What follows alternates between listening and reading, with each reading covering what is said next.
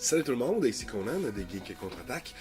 Aujourd'hui, je vais vous parler d'un petit jeu que j'ai acheté vraiment en précommande, juste par le fait simple que le design du jeu me plaisait beaucoup. Alors, c'est le jeu Nog. C'est un petit jeu de puzzle.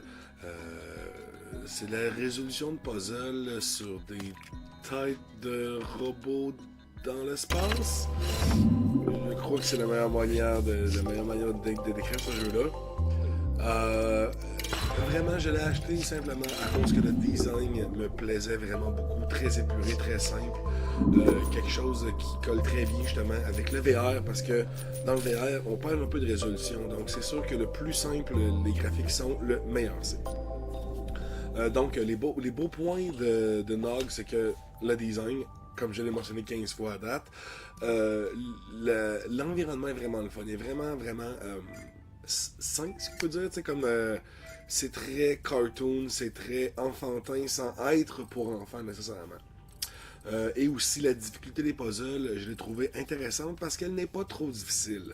Je vous dirais que j'ai pratiquement fait le jeu au complet sans arrêter environ 1 heure. J'ai l'impression qu'en 1 heure et demie, on fait vraiment le jeu au complet. Ce qui n'est pas une mauvaise chose, étant donné la durée des jeux de VR est tellement courte de toute manière que on y va plus sur la qualité que la quantité, j'ai l'impression. Donc les bons points, le design, la difficulté des puzzles et l'ambiance du jeu.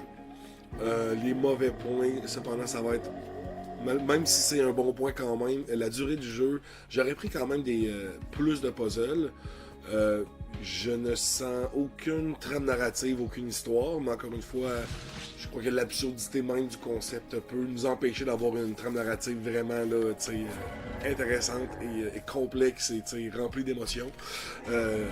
C'est plus des personnages qui vivent leur vie comme ils essaient de prendre leur bain et de manger leur toast. Mais dans un design cubique, je sais pas comment appeler, néo-pop minimaliste cubisme, hein? Néo-pop min-cube. Euh, le 3, c'est ça, comme mauvais point, il y aurait ça aussi. Je sais plus quoi je disais, c'est un mauvais point. Et le prix, il me semble que c'est un petit peu cher quand même. Il me semble que c'était à 15-20$, quand ça pourrait être, je vous dirais, plus proche des 8 à 12$ pour la durée du jeu. Sinon, c'est un jeu que si vous aimez les puzzles, les puzzles simples, beaux visuellement, qui apportent quand même un petit sens de satisfaction une fois le puzzle accompli. Je recommande ce jeu-là. Mais si vous cherchez des jeux qui ont de l'action ou une trame narrative plus en profondeur, ce jeu-là n'est pas pour vous, mais il est toujours intéressant à regarder.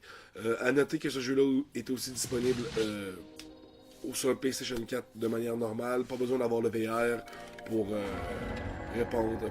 jouer à ce jeu-là. Donc voilà, c'était la critique de Nog. On se revoit bientôt pour une autre critique de jeu. Salut les geeks!